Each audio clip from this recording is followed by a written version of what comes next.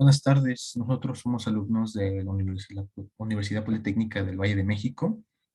Este video lo hacemos con el fin de hacer nuestra evidencia de que estamos realizando nuestro examen de la tercera unidad de la materia de fenómenos de transporte. Nuestro examen es nombrado intercambiador de calor. Esto pues se está haciendo de manera en equipos y el equipo está conformado por Olvera Reyes, Axel Maviael, Pérez López, Andrea Paula y su servidor Sánchez Martínez Don Carlos. Esto por parte de la División de Nanotecnología. Somos de la carrera de Ingeniería en Biotecnología y nuestro grupo es el 822-0551. ¿Podrías bajarle, por favor, en el contenido?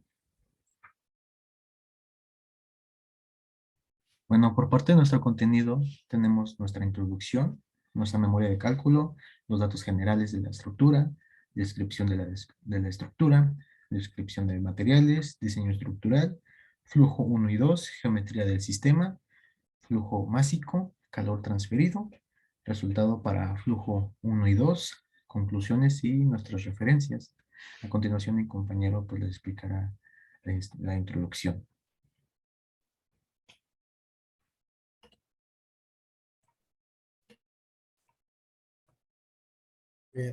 La conductividad térmica principalmente es la capacidad intrínseca de un material para conducir calor. Este se ha referido al calor como una forma de energía de tránsito y siempre que exista una diferencia de temperaturas entre dos cuerpos o entre dos porciones de un mismo cuerpo, se dice que el calor fluye en una dirección de mayor o menor temperatura. De hasta alcanzar digamos, un equilibrio. Y para este hay tres métodos fundamentales que medirán el intercambio de calor, que son la conducción, la convección y la radiación.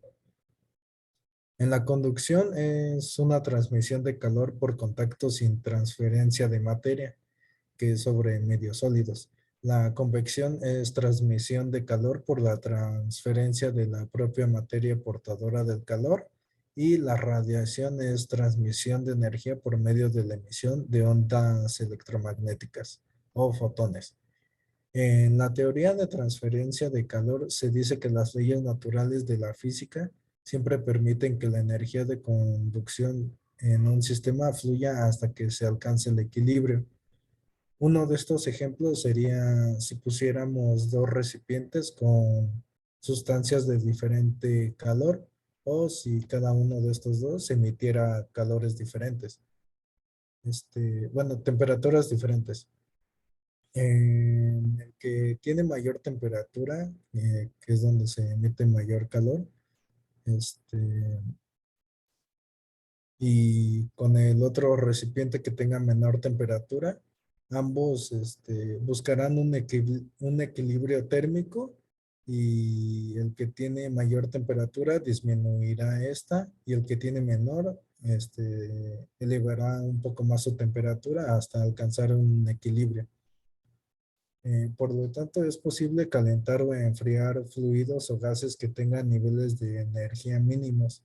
La teoría de transferencia de calor de un medio a otro o de un fluido a otro, que está determinada por varias reglas básicas, las cuales son el calor, bueno, pocas de estas son el calor que siempre se transferirá de un medio caliente a un medio frío, eh, y el calor perdido por el medio caliente es igual a la cantidad de calor ganado por el medio frío, excepto por las pérdidas a los alrededores. A continuación, mi compañera Andrea.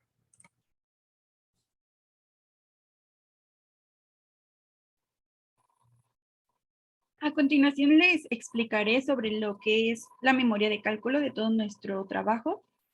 Como tal, en la memoria de cálculo metemos los datos detallados de lo que es el desarrollo, los materiales utilizados y algunos cálculos que se utilizaron para tener resultados de nuestro intercambiador de calor. Como tal, es importante destacar que nosotros realizamos un intercambiador de calor de doble tubo.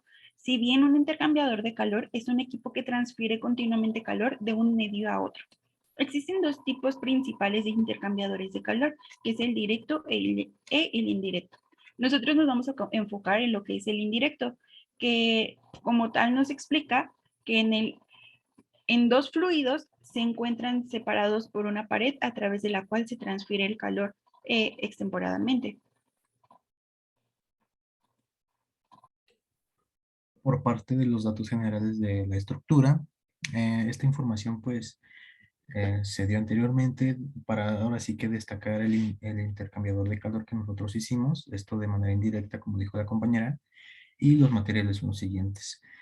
Se va a ocupar 1 metro de tubo de cobre de 1 pulgada, 65 centímetros de tubo de PVC de 1,5 pulgadas, dos conexiones T de la misma medida que el tubo de PVC, 3 extremos de manguera de 0,5 pulgada, 2 embudos chicos, 3 conexiones de plástico, 2 coples, un termómetro, cinta de aislar, cinta teflón, 2 vasos.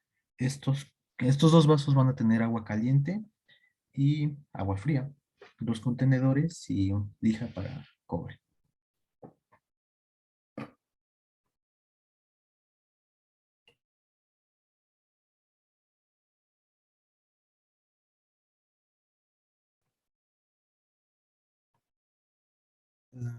En nuestra descripción de la estructura es de que se unirán todos los materiales para hacer la interpretación gráfica de la combinación de flujos con distintas temperaturas ingresándolos de manera continua, saliendo los dos flujos de la misma manera en la que entran de forma continua, con variante en su temperatura debido a las propiedades térmicas de los materiales utilizados, que serán el tubo de PVC y el tubo de cobre.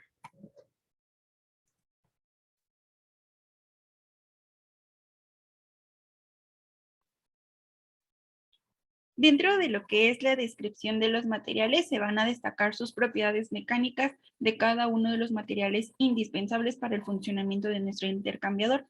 Sus propiedades mecánicas consisten en las resistencias que tiene cada uno de los materiales en diferentes ámbitos, como su conductividad, su punto de fusión, ebullición, y en este caso es importante destacar lo que es su peso molecular.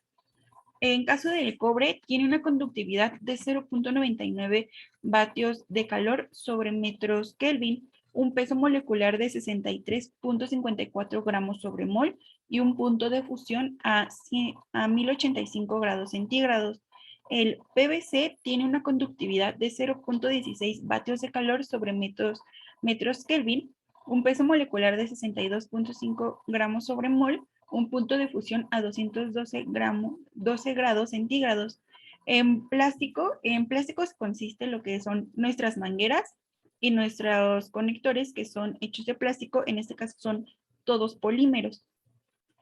Su conductividad de los polímeros es de 0,3 vatios de calor sobre metros Kelvin, con un peso molecular mayor a 400 gramos sobre mol y un punto de fusión de 120 a 130 grados centígrados.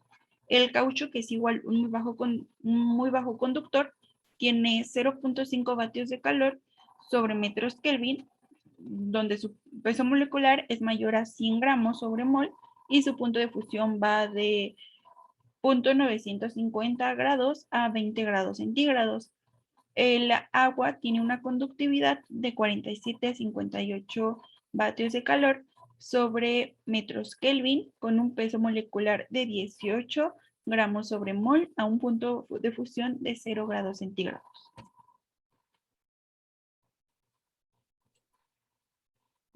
Por parte del diseño estructural, a continuación pues se presentarán cómo se hizo el diseño paso a paso. ¿Me podrías bajar, por favor?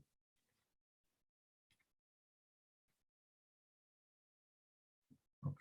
Bueno, nuestro primer paso sería lijar ambos extremos, perdón, de los tubos, tanto el de cobre como el de PVC. El segundo paso sería introducir el tubo de cobre dentro del PVC. El paso 3 sería colocar las conexiones T en los extremos del tubo de PVC en direcciones opuestas uno al otro. Por parte del paso 4, en los extremos de la conexión T colocar los coples, uno de cada extremo. Al tubo de cobre en la parte 5 se le debe de colocar las conexiones, conectando el tubo de la manguera en cada uno de los extremos. Por parte del paso 6, Ya colocadas las mangueras, las conexiones, escoger un lado para que sea un lado inicial y un lado final de cada uno de nuestros fluidos. Gracias. Por parte del paso 7, del costado inicial a la manguera se le debe colocar un embudo, el cual será parte del flujo que recorrerá el tubo de cobre. En el paso 8, en la conexión T de ese mismo costado, se unirá el segundo embudo, sellándolo de manera hermética. En el paso 9 sería el extremo final del intercambiador. En la conexión T se le colocará una conexión de plástico adhiriéndole un trozo de manguera. El paso 10 sería en el mismo extremo al final, se le colocará la manguera directamente al tubo de cobre.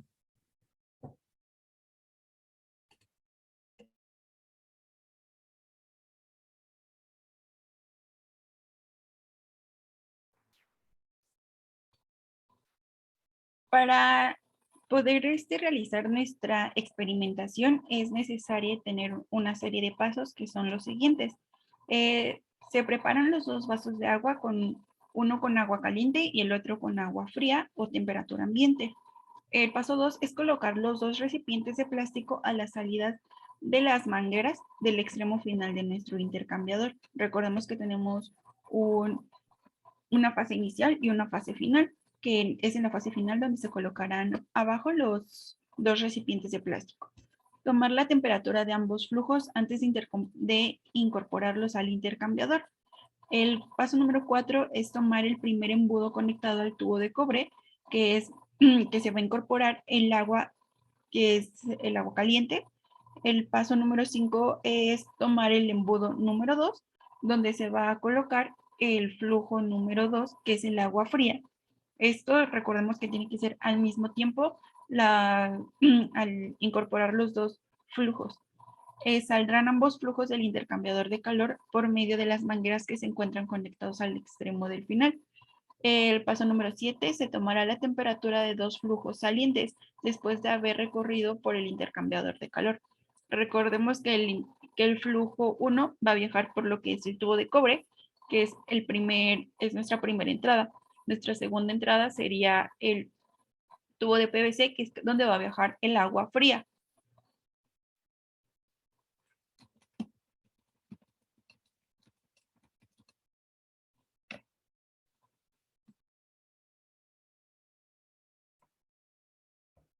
Bueno, en las siguientes imágenes se pueden apreciar sobre el intercambiador de calor que ya está hecho y las piezas y el material que se usó para poder realizar este intercambiador.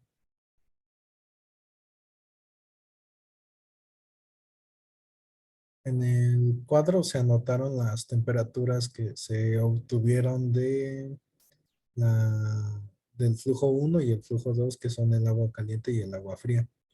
En el agua caliente tuvo una temperatura inicial de 34 grados centígrados y temperatura final de 24 grados centígrados.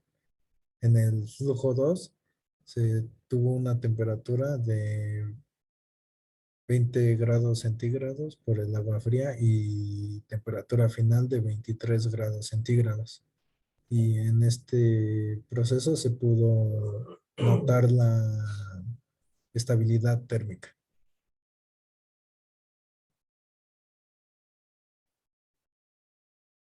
Para el desarrollo de las diferencias de temperaturas, mediante los cálculos de intercambio de calor de nuestra estructura, se tomarán los datos de los fluidos por orden. En el perímetro se tomará el caudal, velocidad, área, flujo másico y el número de Reynolds. Mientras que en la fórmula, por el caudal masa es igual a velocidad sobre tiempo. Y la velocidad es igual a caudal sobre área. Y el área se toma como área igual a pi por radio al cuadrado. El flujo másico se calcula en densidad por caudal y el número de Reynolds se calcula en densidad por volumen por diámetro sobre viscosidad.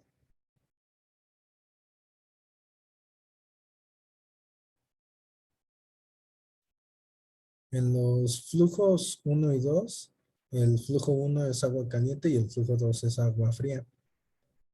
La temperatura de entrada y la temperatura de salida se toman como grados Kelvin al convertir los grados centígrados.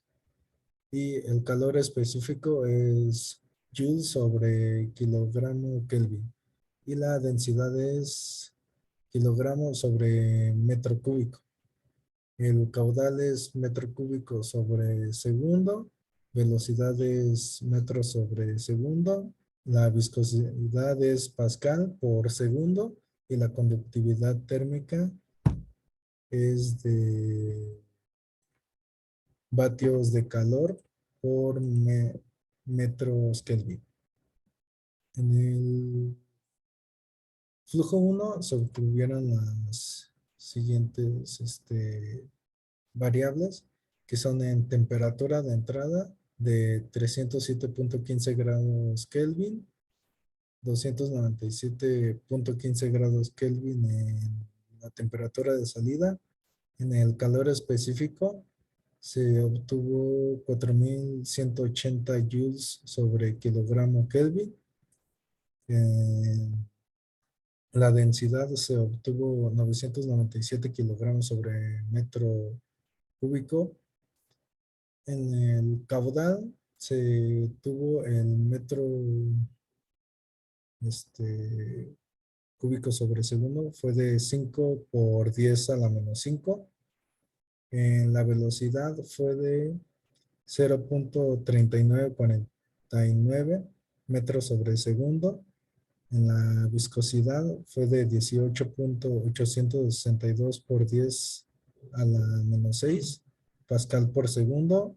Y en la conductividad térmica se obtuvo vatios de calor sobre metro Kelvin fue de 0.58. Mientras que en el flujo 2 fue en su temperatura de entrada 293.15 grados Kelvin. En la salida 296.15 grados Kelvin. En su calor específico fue de 4180 joules sobre kilogramo Kelvin. En la densidad fue de 997 kilogramos sobre metro cúbico. En el caudal se obtuvo 7.142 por 10 a la 1 de metro cúbico sobre segundo. En la velocidad se tuvo 0.01103 metros sobre segundo. En la viscosidad se tuvo 22.252 por 10 a la menos 6 pascal por segundo.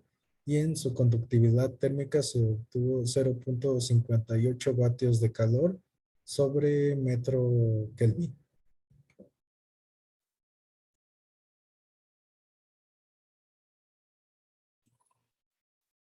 A continuación consiste en explicar la geometría del sistema. Recordemos que nuestra geometría es en cuestión circular, ya que vamos a medir lo que es un radio y lo que son diámetros interiores para saber cómo viaja nuestro flujo. Es importante destacar que tenemos tres vertientes, que es diámetro interior, longitud y conductividad térmica. De todo esto se va a medir del tubo de cobre y el tubo de PVC. En cuestiones de diámetro interior, en tubo de cobre, tenemos que su medida inicial es de media pulgada, que esta pasa a ser de 0.0127 metros. En su longitud es de 100 centímetros, que pasa a ser 1 metro, y su conductividad térmica es de 0.99 vatios sobre metros Kelvin. En cuestión del tubo de PVC, tenemos que su medida inicial es de 1 pulgada y media y sería como resultado 0.0381 metros y 65 centímetros en su longitud, pasando a 0.65 metros, y su conductividad térmica sería de 0.16 vatios sobre metro Kelvin. Esto es importante porque lo vamos a destacar bajo qué velocidad viaja y cuál es la diferencia de velocidades entre uno y otro.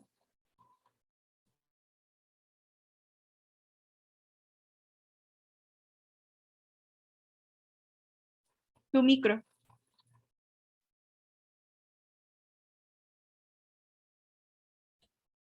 Perdón. Bueno, voy a seguir diciéndolo porque no se escuchó. Estaba explicando el flujo másico. El flujo másico nos permite medir a nuestros equipos en diferentes diámetros de tubería con diferentes rangos de flujo, presión o temperatura. Normalmente es a partir de la salida de compresión, eh, el cual indica el caudal másico, lo cual facilita su trabajo. Por parte del flujo 1, en este caso del flujo másico 1, tuvimos el resultado de 4.98 por 10 a la menos 2 kilogramos sobre segundo. Por parte del flujo 2, el flujo másico 2 sería de 7.976 por 10 a la menos 3 kilogramos sobre segundo.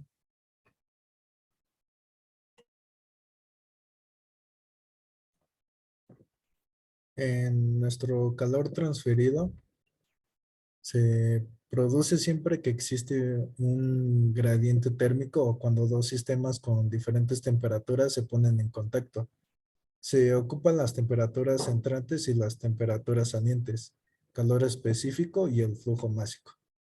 En nuestro calor transferido, que fue el flujo 1, fue igual a 208.1 vatios de calor, y en el calor transferido del flujo 2 fue de 100.019, no, 0.190 vatios de calor.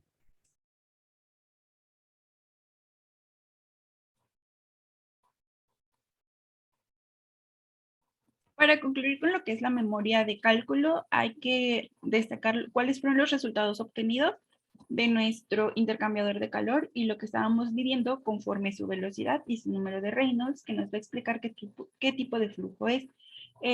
Nos dice que nuestro perímetro es velocidad y número de Reynolds, nuestro flujo 1, nuestro flujo 2. En la velocidad tenemos que se va a ocupar una de las fórmulas que nos explicaron, que sería el caudal volumétrico sobre el área. Utilizando que nuestro caudal volumétrico en nuestro flujo 1 es de 5 por 10 a la menos 5 sobre el tiempo que se utilizó. Recordemos que para esto se utilizaron el cronómetro para ver cómo se viajaba y tenemos que primero viajó a 10 segundos y tuvimos como resultado que nuestro flujo 1 viaja a 0.3949 metros sobre segundo dentro de lo que es nuestro intercambiador de calor, que tiene una distancia de prácticamente 1 metro. En su número de Reynolds tenemos que se sustituyen cada una de las vertientes que viene dentro de nuestra fórmula, obteniendo que se va a multiplicar nuestra densidad, el volumen, nuestro diámetro y se va a dividir sobre la viscosidad. Recordemos que la viscosidad cambia según la temperatura del agua. En este caso, todo el resultado que obtuvimos va a ser de 26.593. Esto no tiene ninguna unidad, ya que el número de Reynolds elimina cada una de las unidades. En el flujo número 2, tenemos que viajar, o sea, se sustituyen igual todos los términos. En nuestra velocidad es de 0.01103 metros sobre segundo, obteniendo un número de Reynolds de 18.828.97, igual sin unidades porque eliminamos con número de Reynolds. Por ser ambos flujos que viajan a un número mayor de 4.000, quiere decir que nuestro flujo es un flujo turbulento, por lo que consiste que tiene una baja de temperatura en nuestro flujo número 2, que es el agua fría. Tiene